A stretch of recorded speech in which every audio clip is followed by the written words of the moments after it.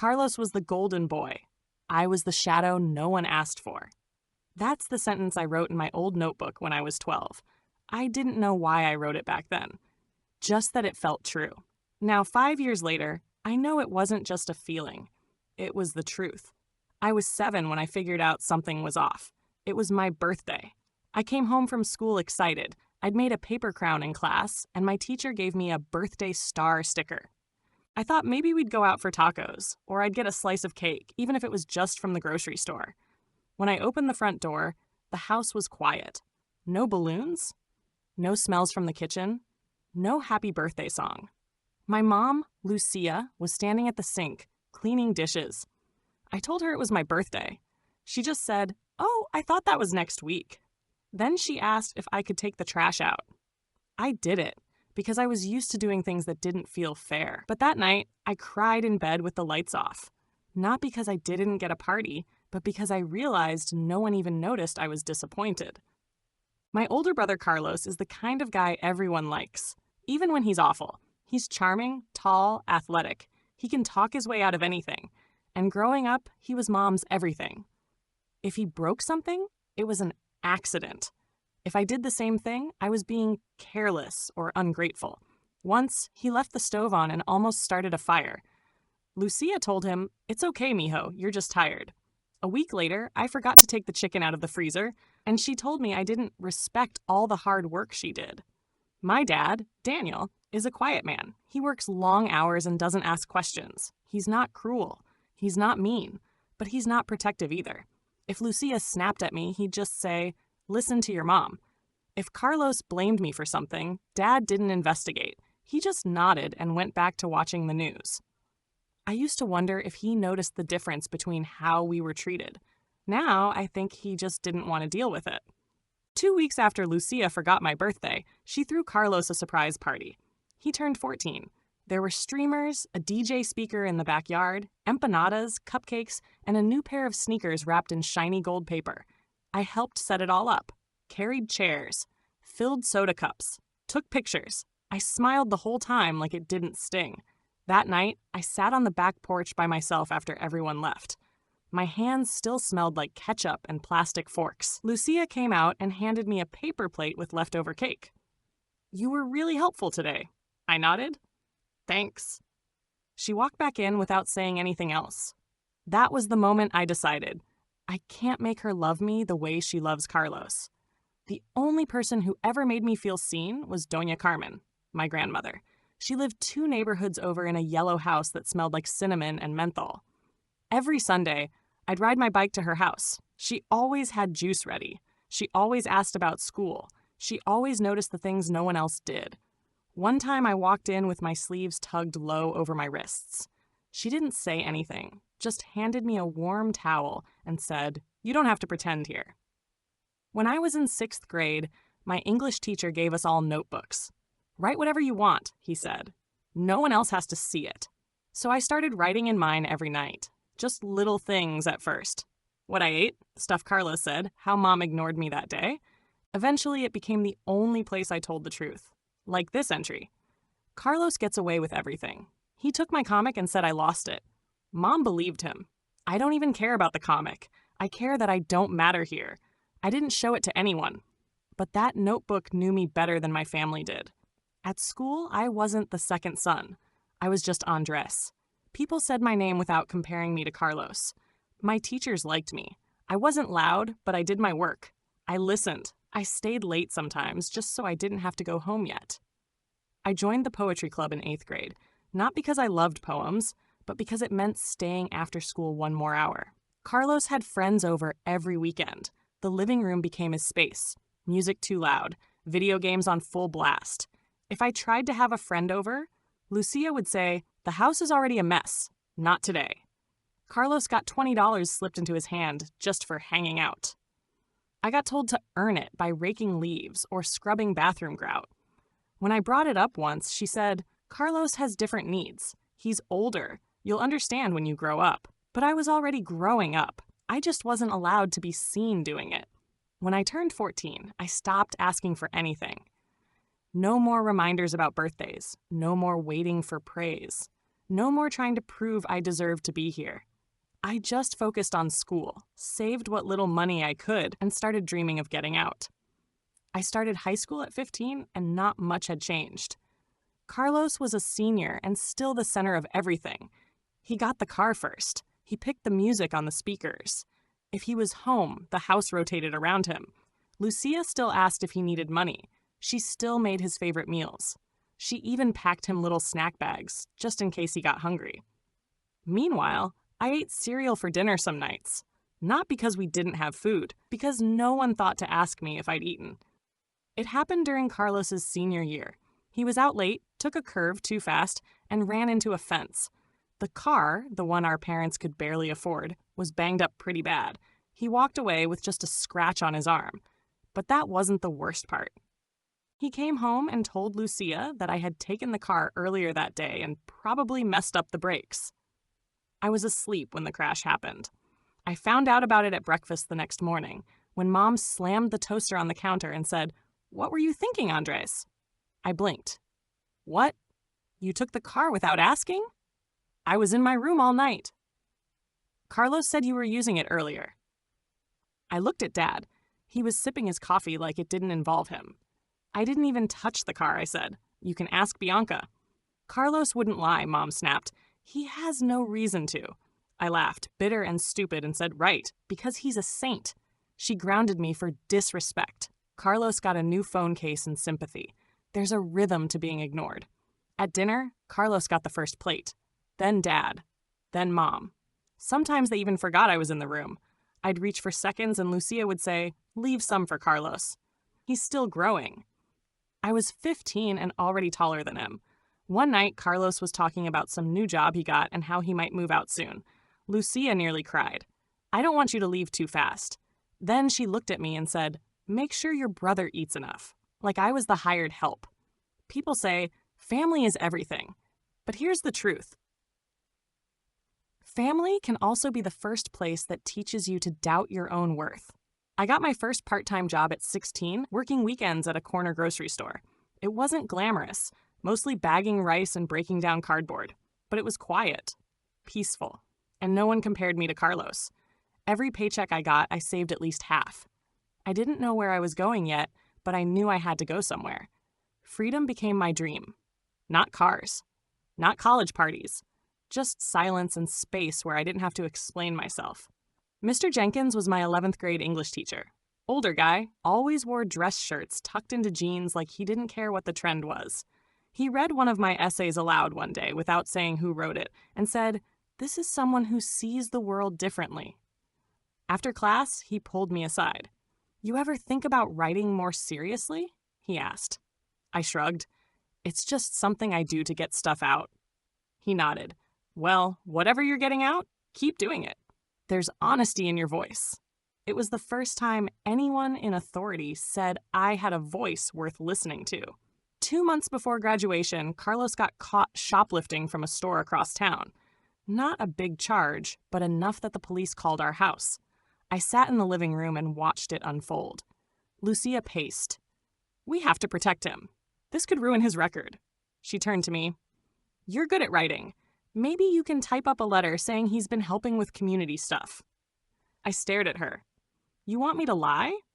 "It's not lying. It's helping your brother." I said no. She glared at me. "You're so cold sometimes, Andres. I don't know what happened to you." I smiled. A real, full smile. I finally stopped pretending you cared.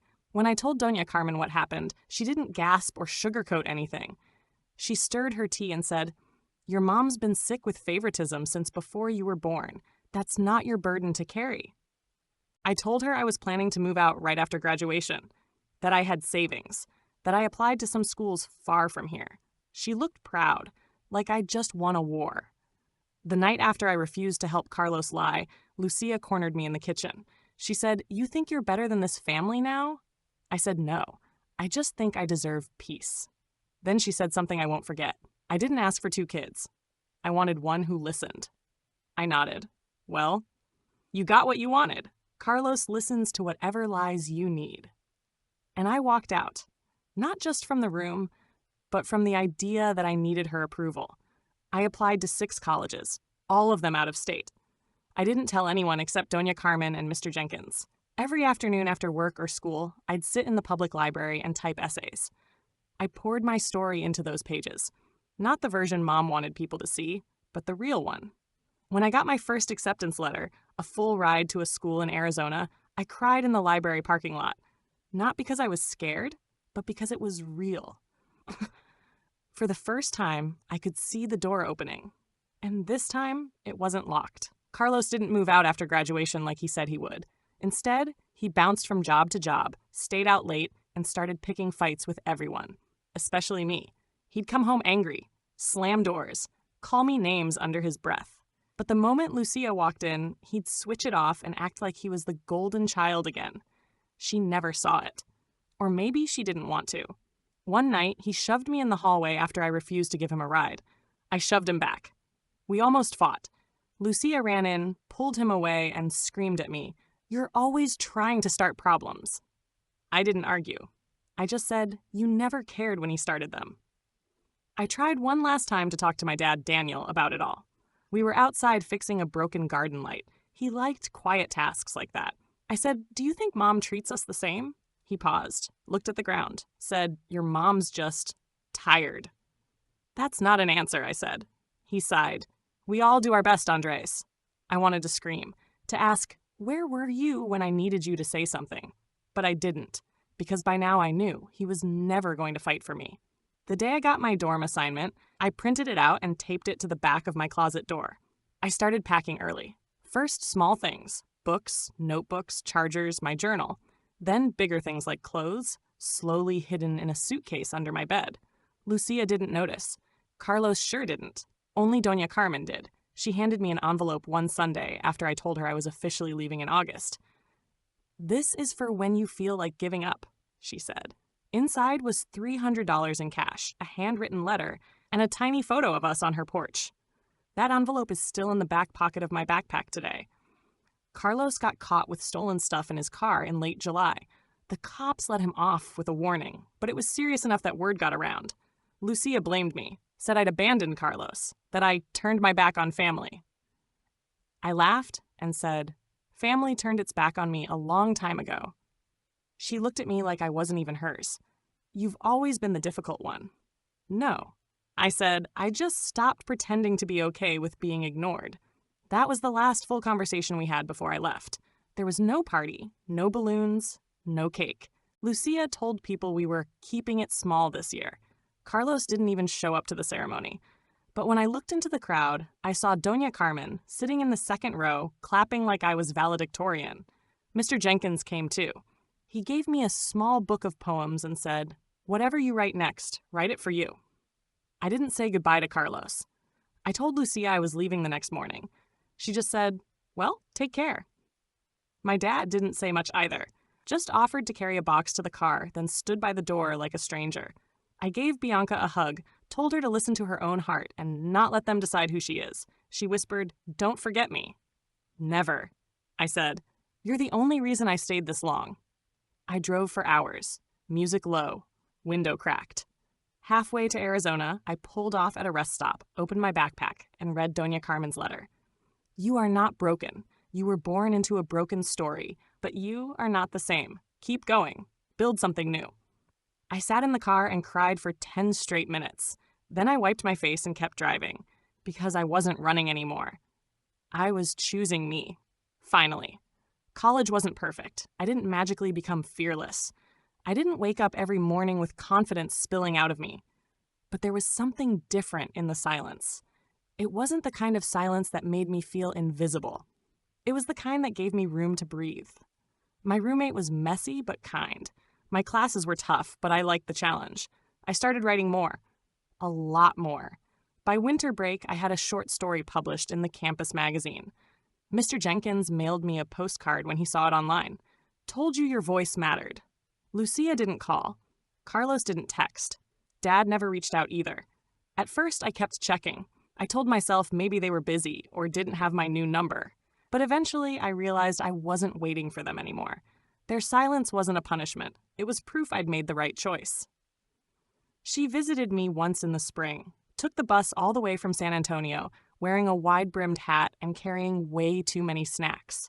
We sat on a bench by the student center, eating mango slices and watching people walk past. "You look taller," she said. "I think it's the peace," I replied. She smiled, her eyes crinkling. "That's what I prayed for." She stayed 2 nights, left me a little envelope again. Inside was $40 and a folded note that said, "You are not the weight of your family. You are the strength they forgot to name." I found out through a cousin that Carlos had been arrested again. Something about a stolen car, some pills, a fight. I didn't feel smug. I didn't feel pity either.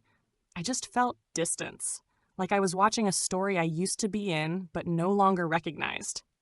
Lucia still says nothing. Not a word. Not a message. Not even through relatives. I don't know if she's angry or ashamed or just pretending I don't exist, but I'm not bitter anymore. I'm not waiting for her to say I'm sorry, because I already forgave myself for needing her approval all those years. One day, about a year after I left, I got a letter. No return address, just my name written in careful, simple handwriting. It was from Dad. He didn't say much. He just wrote, "I should have said something more. I didn't know how. I still don't. But I read your story. I'm proud of you. That's all." I read it twice. Then I put it in the same envelope where I kept Doña Carmen's first letter. Not because I needed his words to heal, but because it was the first time he tried. Now, I'm in my 2nd year. I've got a part-time job at the writing center. I mentor one kid from a rough family background every week. We talk about essays, but really we talk about the stuff you can't say out loud at home. Sometimes I catch myself saying the exact things I used to need to hear. You're not hard to love. They just didn't know how to show it. You matter, even if they made you feel like a backup plan. You don't owe anyone your silence. I don't pretend to have it all figured out, but I know this. I'm not repeating the cycle. When I think about that small house in San Antonio, I don't picture rage anymore.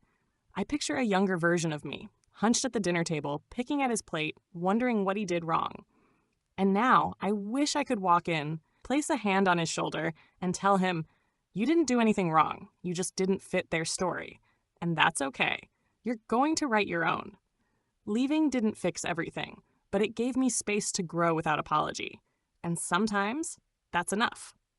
Thank you for listening. If you enjoyed, please like, share, and subscribe for more content. If you want to share your stories, please comment below. Additionally, what is your opinion on the poster's decision?